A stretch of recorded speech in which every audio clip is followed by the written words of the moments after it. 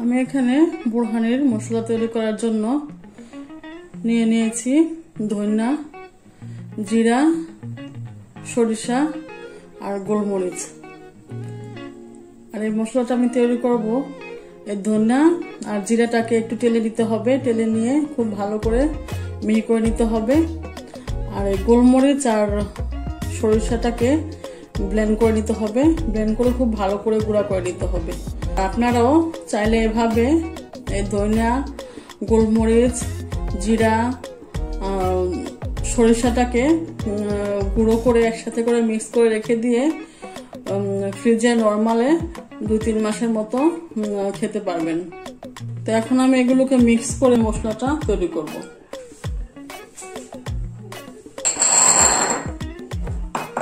এই তো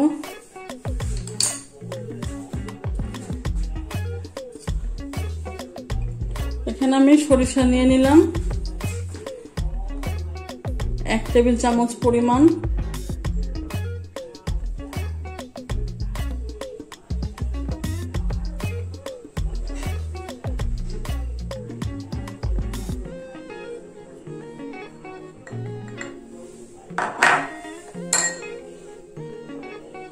নিয়ে নিলাম জিরা গুঁড়া,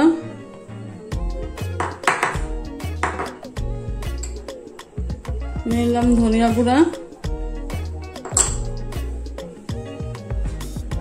এখানে আমি নিয়ে নিলাম গোলমরিচ গুঁড়া,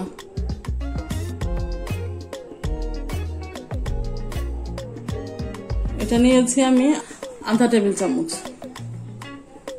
এর সাথে আমি দিয়ে দিব 1 টেবিল চামচ বিট লবণ,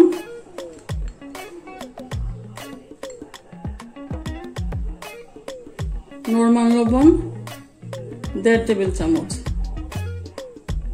এগুলো এখন আমি খুব সুন্দর করে মিক্স করে নিব। আর মিক্স করে নিলে হয়ে গেল আমাদের বোরহানির মশলা। আর এই মশলাটা আপনারা 2-3 মাস ফ্রিজে নরমালি রেখে খেতে পারবেন। এই তো আমার বোরহানির মশলা তৈরি হয়ে গেল। এবার আমি 1 কেজি দইয়ের বোরহানি আপনাদেরকে তৈরি করে দেখাবো। আর এর সাথে আর কি কি লাগবে দেখতে থাকুন আপনারা। তো এখানে আমি এখন একটা বাটি নিয়ে নিব। এই তো বাটিটা নিয়ে নিলাম।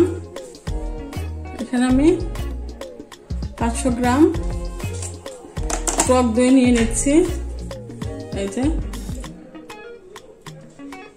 টক দইটা কিন্তু খুবই লিকুইড বলতে কোনো গোটা গোটা নেই, খুবই মসৃণ।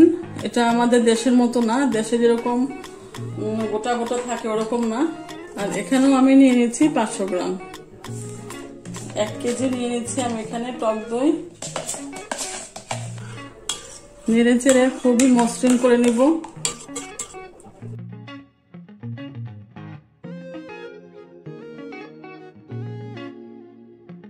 একটা বাটি নিয়ে নিলাম। এখানে আমি 1 কাপ পরিমাণ পানি নিয়ে নিলাম। এর সাথে এখন আমি মিক্স করে দিব পুদিনা পাতা পেস্ট 1 টেবিল চামচ। এখানে আমি নিয়ে নিচ্ছি কাঁচামরিচ পেস্ট 1 টেবিল চামচ। যদি প্রয়োজন হয় তাহলে আমরা পরে আবার দিব। এখানে আমি নিয়ে নিচ্ছি ধনিয়া পাতা 1 টেবিল চামচ। এর সাথে আমি এখন দিয়ে দিব চিনি দিয়ে দিচ্ছি আমি 2 টেবিল চামচ। এগুলো আমি খুব ভালো করে মিক্স করে নিব যাতে করে চিনিটা গলে যায়। আর যদি প্রয়োজন হয় স্বাদ বুঝে আমরা চিনি, লবণ, ঝালটা এগুলো একটু করে দিয়ে দিব। এবার আমি এখানে দিয়ে দিচ্ছি আমার বাসায় তৈরি করে নেওয়া বোরহানি মশলাটা। এটাও দিয়ে দিলাম 1 টেবিল চামচ পরিমাণ। এখন আমি খুব ভালো করে নেড়ে চেড়ে মিক্স করে নিচ্ছি। মিক্স করে আমি কিছুক্ষণ রেখে দিব। এই মিক্সটা রেখে দিলে হবে কি পানির সাথে খুব ভালো করে মিশে যাবে সব মশলাগুলো। মিশে গেলে তারপর আমরা এটা টক দইয়ের সাথে মিক্স করে দিব। তো এই মিক্সটা আমি একটু পাশে রেখে দিচ্ছি। এখন আমি আবার দইটাকে আরেকটু নেড়ে নিচ্ছি। এই দেখেন দইটা কিন্তু নাড়ার পর আরেকটু পাতলা হয়ে গিয়েছে, কিন্তু খুব বেশি পাতলা করব না, করা যাবে না, যেহেতু আমরা পরেই পানি দিয়ে যে মশলাগুলো মিক্স করলাম ওটা এখানে অ্যাড করব। সাথে আপনারা আরো একটু পানি দিবেন, কিন্তু একেবারে পাতলা করা যাবে না, তাহলে কিন্তু ভালো লাগবে না খেতে। তো এখন আমি এখানে যে মশলাটা তৈরি করে রেখেছি পানির সাথে মিক্স করে, সে মশলাটা গুলি এখানে দিয়ে দিব। মশলাটা দিতে হবে ছেঁকে, এমনিতে দেওয়া যাবে না। আর এই জন্য আমি এখানে একটা চালনি নিয়ে নিয়েছি। চালনির উপর আমি একটা সাদা জালির মতো কাপড় নিয়ে নিয়েছি। এটার মধ্যে এক করে এখন আমি ছেঁকে দিব এই মিশ্রণটা।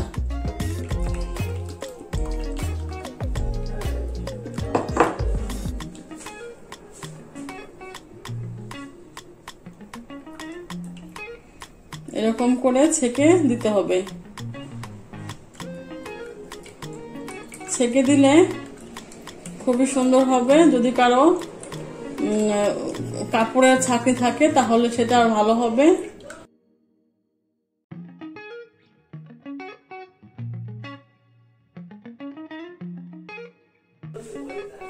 এখন আমি এই মশলাগুলো সুন্দর করে মিক্স করে নিব।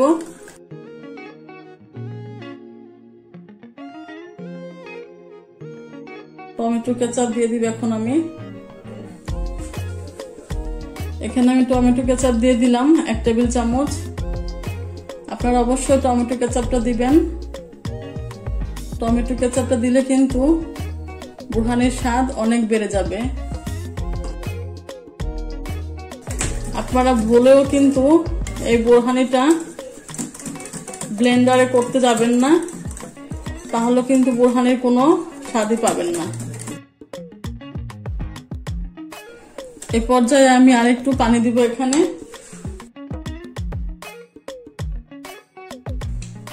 আমি আরেকটু চিনি দিব। এখানে আরেকটু চিনি লাগবে। দিব আরেকটু বিট লবণ।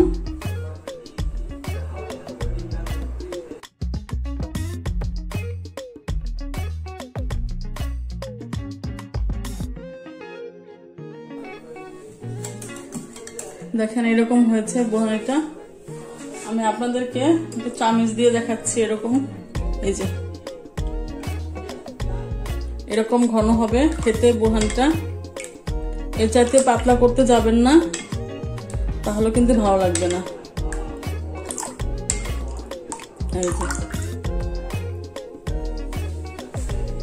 এই তো এখানে রেডি হয়ে গেছে আমার বুরহানি। আপনারা এই দিয়ে বাসায় এভাবে তৈরি করে নিতে পারেন বুরহানি। তো আমার ভিডিওটা আপনাদের কেমন লাগলো জানাবেন। আর যদি ভালো লাগে তাহলে আমাকে সাবস্ক্রাইব করবেন, লাইক দিবেন প্লিজ। আর আপনারা যদি আমার এই রেসিপিটা অনুসরণ করে বুরহানি বাসায় তৈরি করেন, মাশাআল্লাহ আশা রাখছি আপনাদের কাছে খুবই ভালো লাগবে। আমি আপনাদের কমেন্টের আশায় রইলাম, জানাবেন কেমন হলো। তো আজ আমি এখানে শেষ করছি। আল্লাহ হাফেজ, আসসালামু আলাইকুম।